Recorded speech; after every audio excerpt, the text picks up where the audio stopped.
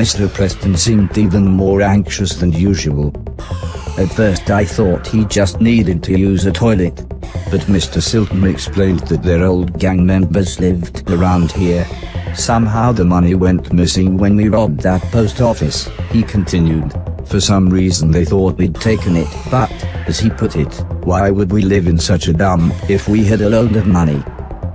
Although this clarified things for me, it certainly didn't calm Mr. Preston, who suggested we gotta move on.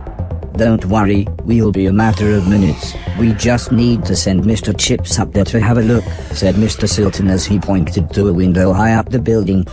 Go on, he said with a smile, off you go then.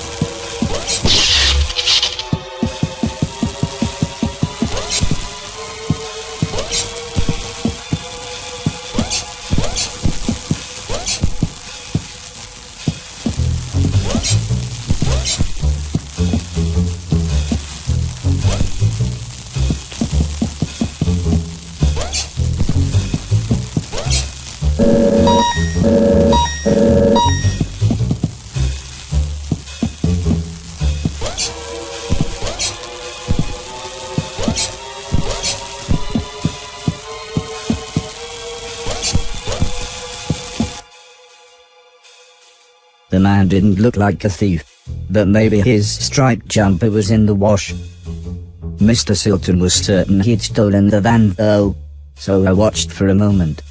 But then I heard Mr. Silton climbing up. I was going to speak, but Mr. Silton held a finger up to his lips. He looked incredibly serious for a moment. One swift movement, and we were inside. Mr. Silton whispered that I was to go one way while he went another. Why are you whispering? I asked him. Where are we going? Find the keys to my van, Robocop, said Mr. Silton through gritted teeth.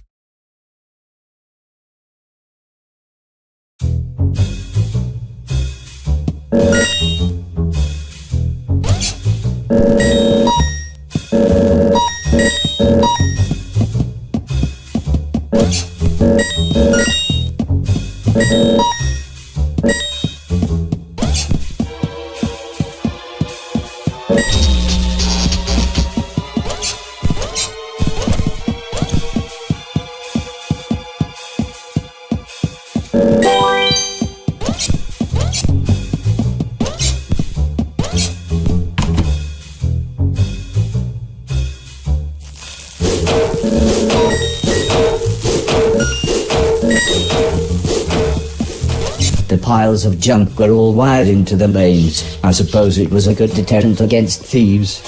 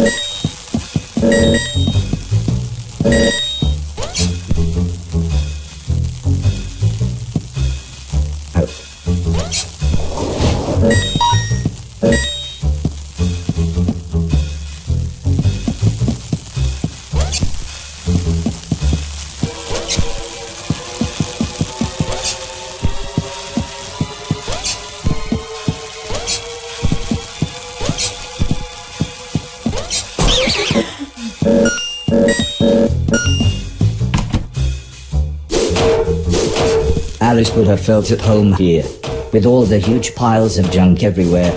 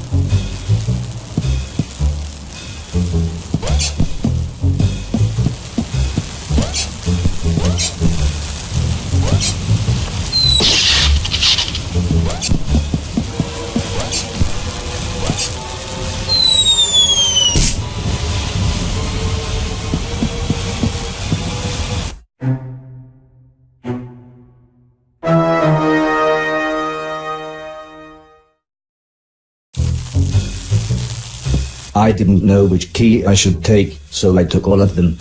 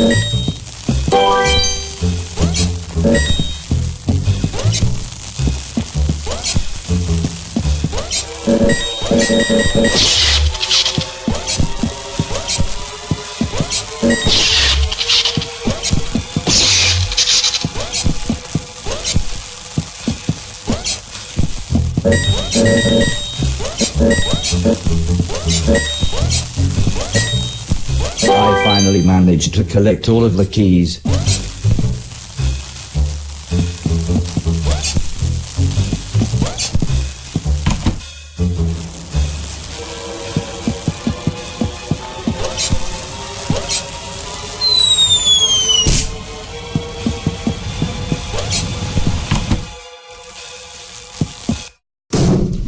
As soon as I heard the gunshot, I knew I needed to go back and find Mr. Silton.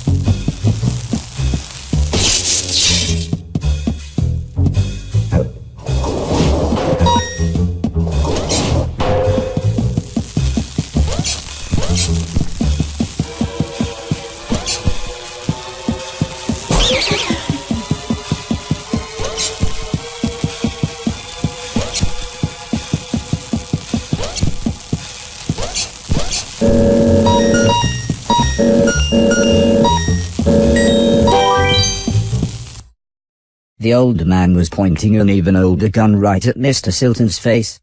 But the man looked terrified when he saw me. I can still picture his hand shaking as he reloaded his ancient firearm. "This wasn't the plan," shouted Mr. Silton. "It's him or me. Let him have it."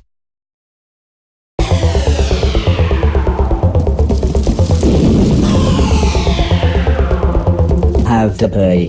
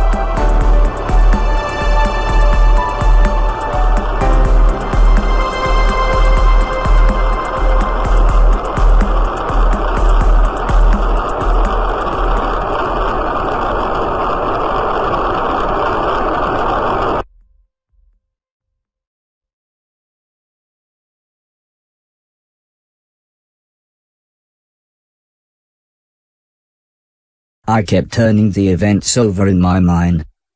Could I have handled things differently? Could I save Mr. Silton without hurting that man? Mr. Preston could see I was upset, and said music was a good alternative to facing up to problems. "Come with me," he insisted. "I'm going to teach you how to play drums." First, he said, just play the bass drum along with me, we'll see how good your timing is.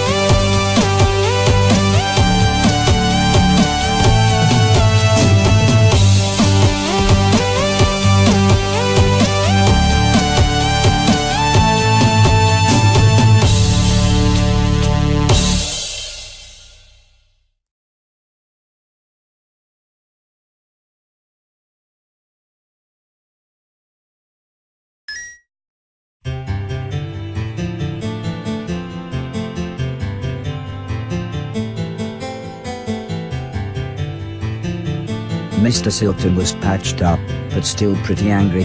He referred to the man as a word that wasn't in my dictionary file. It should have been between cunning and cup. I reminded Mr. Silton about going to find the others now we had the ban. But he said there was something even more important we had to do first. Mr. Silton explained that it was a good idea that Mr. Logan be released from prison early, and that this wouldn't involve a parole board but might involve dynamite. Straight away I was apprehensive. I thought only bad people went to prison. I knew Mr. Logan was the guitarist in Mr. Silton's band, but why would we help a bad person? In the end, I think it's only Mrs. Silton's smile that convinced me to help. Mrs. Silton promised to have a present for us when we got back. She said she'd been saving her money from her decorating job. I didn't know what I would need money for, but then realized, if nothing else, new games consoles must be out.